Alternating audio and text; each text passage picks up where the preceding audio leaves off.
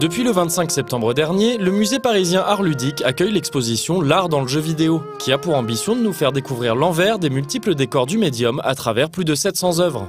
Jean-Jacques Launier, fondateur du musée, doublé de commissaire d'exposition en l'occurrence, mais aussi président de la commission du fonds d'aide aux jeux vidéo pour le CNC, a bien voulu nous en parler. Le musée Art Ludique, la vocation du musée, c'est d'abord de montrer que les artistes de l'art ludique, les artistes du divertissement, de la bande dessinée, de l'animation, du jeu vidéo, sont de vrais grands artistes contemporains. Et du coup, forcément, on a exposé Pixar, on a exposé Marvel, on a exposé plein de choses comme ça. Le musée commence à être populaire, mais ce qui nous intéressait aussi beaucoup, c'est de pouvoir montrer l'art du jeu vidéo, parce que je pense que c'est vraiment l'art total. Et cet art du jeu vidéo, l'exposition le décline donc en 700 œuvres et installations qui ont été choisies parmi beaucoup plus.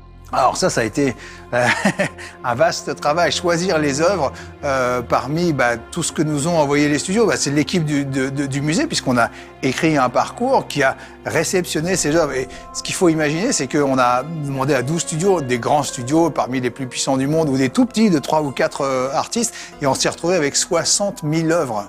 Donc il a fallu faire un choix. Donc on avait écrit ce parcours, on savait qu'on voulait refléter la création de personnages, de créatures, on voulait montrer comment ils créent des univers, comment ils donnent vie, quels sont les rapports avec le cinéma. Donc on a pu faire des séquences, mettre un peu des classifications, mais ça a été super dur, parce que 60 000 œuvres, croyez-moi, c'est beaucoup, quoi. Passer de 60 000 à 700 n'a sûrement rien d'évident en effet. Mais s'il fallait maintenant retenir une œuvre parmi celles qui ont passé la première sélection, ce serait laquelle ? Il y a une installation qu'on est fier de présenter, parce que c'est une première mondiale, c'est une installation immersive, parce que il y a de la peinture, il y a de la sculpture, il y a du dessin, il y a des tirages numériques, mais il y a des installations, et il y en a une notamment qui est celle de Assassin's Creed, qui se passe dans Paris pendant la Révolution. C'est un jeu qui est sorti l'année dernière, et c'est vrai que on avait envie, à l'époque, on avait vu le jeu, évidemment, moi je joue beaucoup, donc j'adore, et j'avais été impressionné de la qualité de lumière, de la précision de Paris, parce qu'on connaît tous Paris, et c'était vraiment bluffant.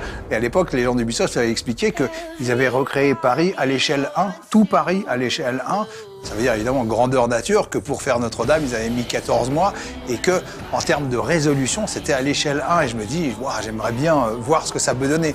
Et du coup, je leur ai demandé s'ils pouvaient, d'une certaine façon et basiquement, mettre une caméra dans leur jeu qui se balade et qui fasse par exemple une balade de l'île Saint-Louis jusqu'à Notre-Dame, et que nous, on la projette sur un écran géant. Et on a un écran géant de 6 mètres de large à 190 degrés.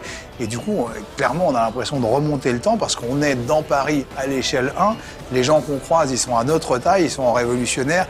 Et on arrive jusqu'à Notre-Dame et on voit la foule en révolte. C'est une des installations les plus spectaculaires de l'expo, et on est très fiers.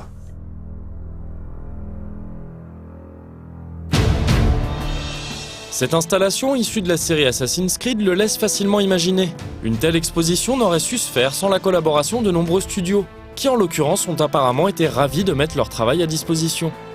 Réunir les œuvres, ça n'a pas été vraiment compliqué, parce que les studios étaient plutôt contents qu'on leur demande. C'est vrai qu'ils nous connaissent, ils connaissent le musée, ils savent que on est des gens qui nous battons pour effectivement la reconnaissance de cet art figuratif narratif, pour montrer que ces artistes du jeu vidéo, de l'animation, du cinéma sont les grands artistes contemporains d'aujourd'hui. Donc c'est vrai qu'ils nous connaissaient tous, ils étaient déjà tous venus au musée. Donc quand on leur a dit on voudrait faire une expo sur vos œuvres, ils étaient plutôt contents. Donc ils nous ont au contraire montré tout ce qu'ils avaient, ils ont sorti de leur caisse les dessins de concept originaux de Rayman, des lapins, voilà, et tous les petits studios aussi étaient super contents, parce que c'est vrai qu'on parle assez peu du travail artistique des artistes. Or, c'est ce qui prédomine, à mon sens, dans le jeu vidéo. Avec un nom pareil, on se doutait bien que le musée finirait par dédier une de ses expositions aux jeux vidéo, après avoir mis à l'honneur l'animation de Pixar, Ghibli, Aardman ou encore les super-héros Marvel. C'est vrai que le jeu vidéo se prête particulièrement à l'art ludique. Néanmoins, c'est vrai que les grands artistes du divertissement sont des grands artistes figuratifs, narratifs, d'une certaine façon. Ils descendent du 19e siècle, Doré, Daumier, qui ont donné naissance, qui ont amené à la bande dessinée, à la naissance de la bande dessinée, puis l'animation, puis la bande dessinée contemporaine, Bilal, Moebius, et forcément le jeu vidéo. Donc c'est vrai que l'art ludique, c'est l'art figuratif, narratif de raconter des histoires, et je pense que c'est les plus grands artistes contemporains de notre époque.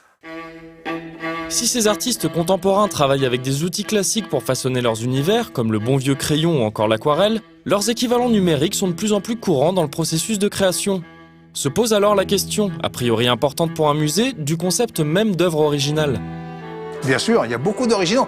Après, je dirais que c'est tous des fichiers sources. D'une certaine façon, c'est un original. Donc, c'est ça qui est intéressant, c'est de voir que le numérique, de toute façon, dans 10 ans, ça aura remplacé tout, dans la bande dessinée, l'animation, etc. Je crois que, mais bon, c'est génial de voir qu'il y a encore des artistes traditionnels, Sokal, il y a les premiers crayonnés de Rema, il y a plein de carnets de croquis, parce que les carnets de croquis, même sur des artistes qui utilisent du numérique, c'est une constante. On voit quand même beaucoup de recherches.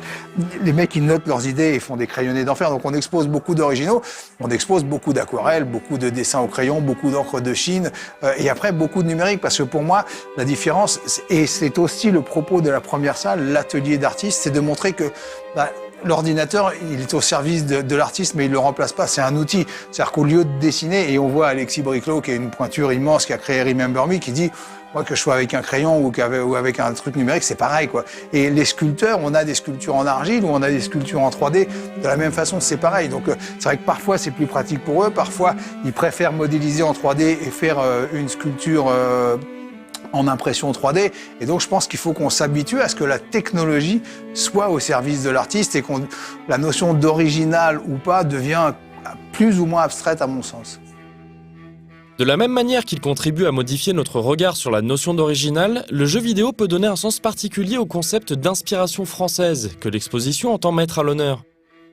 Oui, l'influence française, c'est intéressant parce que c'est vrai, quand on connaît un peu le jeu vidéo comme vous l'êtes particulièrement, j'imagine, on sait notamment qu'il y a 3 grands territoires. Il y a les Japonais, évidemment, et les Japonais, ça remonte à Hokusai, à leurs grands illustrateurs d'autrefois, puis les débuts de la manga, puis l'animation japonaise, Tezuka, le manga contemporain, et le jeu vidéo dans lequel on retrouve Zelda, Final Fantasy, ou même le studio Ghibli qui a participé à un jeu vidéo.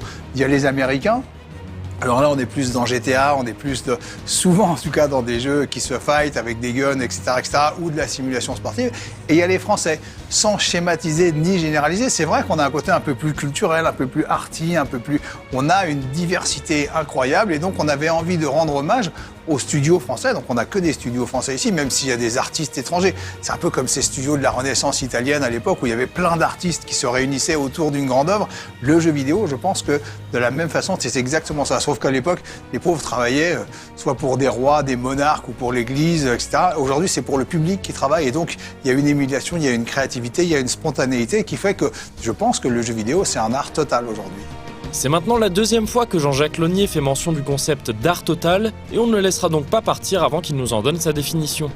Oui, c'est vrai que je dis souvent que le jeu vidéo, pour moi, c'est l'art total. Moi, j'ai fait des études de dessin, je suis un passionné d'art depuis longtemps. Et c'est vrai que le jeu vidéo, ça fait appel au dessin, à la peinture, à la sculpture, à la musique, au scénario, à la direction d'acteurs, à la création d'univers et bien sûr à l'interactivité. Donc, il n'y a aucun autre industrie créative qui va aussi loin dans l'immersion, et je pense que c'est pour ça que c'est devenu la première industrie culturelle au monde, parce que effectivement ça permet à 75% des Français de jouer, parce que c'est les chiffres, et c'est vrai que ce qu'on découvre ici, c'est qu'avant tout c'est un territoire artistique majeur, créatif, et que je crois que si on aime vraiment le jeu vidéo, c'est parce que, en s'en rendant compte ou pas, on est happé par un univers créatif incroyable, et on avait envie de rendre hommage à ces artistes. Mais tout honorable et bienvenu que puisse être cet hommage, on ne peut s'empêcher de remarquer l'absence de jeu dans l'exposition, et donc de se demander si les différents arts desquels le jeu vidéo peut être composé n'éclipsent peut-être pas son art à lui, c'est-à-dire celui de l'interactivité. Alors, pour avoir une manette en main, je pense qu'on peut faire ça chez soi très très bien.